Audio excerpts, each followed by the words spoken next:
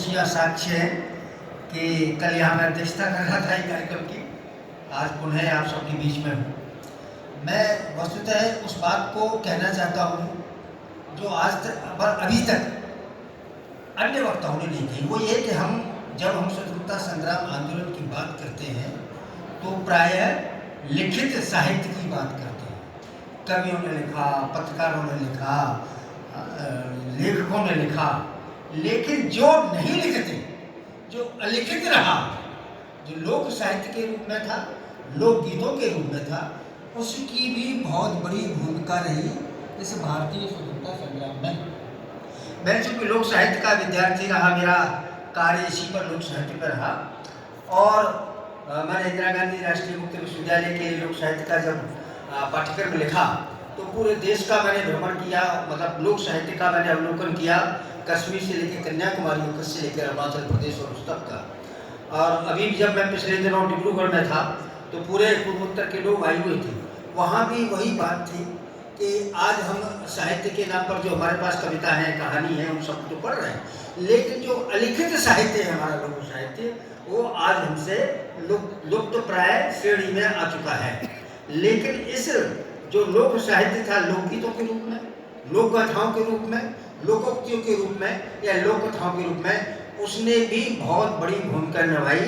इस स्वाधीनता संग्राम के इसमें जो आज़ादी प्राप्त कर रहे थे। कि जो उस समय आप देखिएगा, उस समय हमारी जो साक्षरता दर मुश्किल से 8% थी जब हम आज़ाद नहीं थे तब। तो कहाँ कितने लोग पढ़ते थे, कितने लोग लिखते थे, कितने लिखने वाले थे, कितने पढ़ने उसको करने वाले थे। तो हमारा जो अलिखित साहित्य, जिसे हम लोक साहित्य कहते हैं, वह ही हम लोगों के बीच में था। हमारी जो दादी, नानी, फूफी, वो सब जो लोकगीत घर में बैठ के गाती थी, हमारे जो बुजुर्ग दादा नाना जो गाते थे, चाहे वो लोक कथाओं के माध्यम से या लोक गाथाओं के माध्यम से जो गाते थे, उन्होंने उस राष्ट्रीय एकता, राष्ट्रीय स्वाधीनता संग्राम की जो बलवेदी थी उसको और प्रज्वलित किया। मैं एक आध चूंकि मैंने ब्रज पर किया, तो एक ब्रज में है लोकगीत, री बहन भारत में फिरंगी डाकू धसे आए, री बहन भारत में फिरंगी डाकू धसे आए, जिनने डारी है लूट मचाए, री बहन मेरी माल खजाने सब ले गए, जिनने दीने नोट चलाए। उस समय नोट नहीं चलते थे, सिक्के चलते थे, सोने चांदी। उस समय की महिला कह रही है कि री बहन मेरी गायों के खिरक खाली है गए, जिनने दीने हैं सब लटकटवाए, जी बहन भारत में फिरंगी डाकू धसे आई। ये इस तरह की कविताएं कहाँ लिखी गई? वो जो लोकगीत थे, उन्होंने इस जो लोक का जो एक मन था उसको प्रस्तुत किया लोक गाथाओं के माध्यम से। उस समय जब जर्मन की लड़ाई चल रही थी तो उस समय का एक लोकगीत है, अब के जान बचा मेरे प्यारे जर्मन की लड़ाई थी, तोप चले, बंदूक चले और गोला चले सन्नाए के, मोकू लपटन ने बुलवायो, मोकू लपटन यानी कैप्टन जो होता था उसको लपटन, मोकू लपटन ने बुलवायो, मोकू तुरंत बैठाएंगे, अब के जान बचाए। तो ये जो हमारा लोक साहित्य है वो हमारे जनमानस को प्रेरित कर रहा था, जिनके पास साहित्य नहीं था, जिनके पास लेखनी का बल नहीं था, और उसने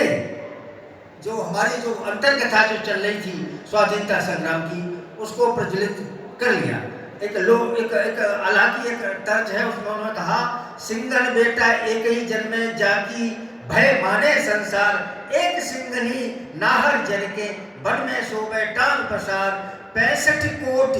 उसमें 35 कोट, उसमें 35 करोड़ हमारी जनसंख्या थी, 35 कोट जन के दुख पावे,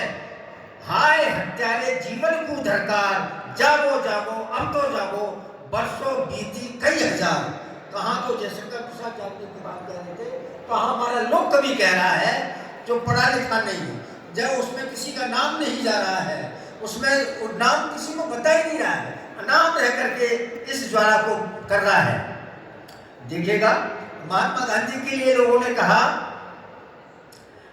सुन गांधी अवतारी तेरी दिन दिन ज्योत समाई रे, सूरज बन धरती पे चमके, अरे धरती पे ज्योत समाई रे, सत को तेल तेरे दिए में, अरे देख अहिंसा की बात चलाई रे।